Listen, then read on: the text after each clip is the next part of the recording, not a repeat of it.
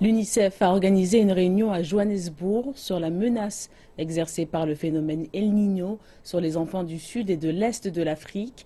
L'UNICEF annonce que plus de 24 millions d'enfants font face à une insécurité alimentaire dans la région, avec une forte augmentation de la malnutrition.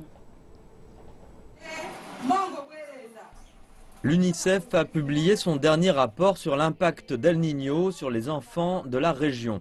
Des chiffres terribles qui montrent que près d'1 million d'enfants ont besoin de traitement ou souffrent de grave malnutrition dans le sud et l'est de l'Afrique.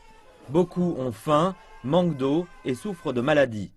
L'UNICEF a reçu des fonds pour faire face à la crise, mais ce n'est encore pas assez.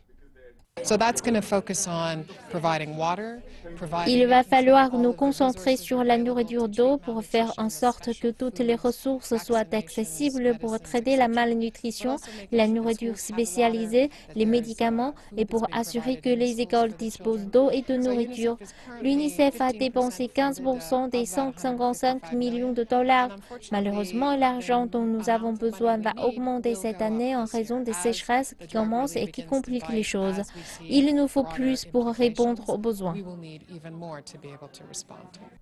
2 années de sécheresse et de pluie mal distribuées, combinées avec le phénomène El Niño le plus puissant depuis 50 ans, ont beaucoup touché les enfants les plus vulnérables. Rien qu'en Éthiopie, 435 000 enfants exigent un traitement pour malnutrition et un grand nombre de gens ont besoin d'une aide alimentaire qui devrait passer de 10 à 18 millions d'ici à la fin de 2016. Et la situation au Malawi est tout aussi préoccupante.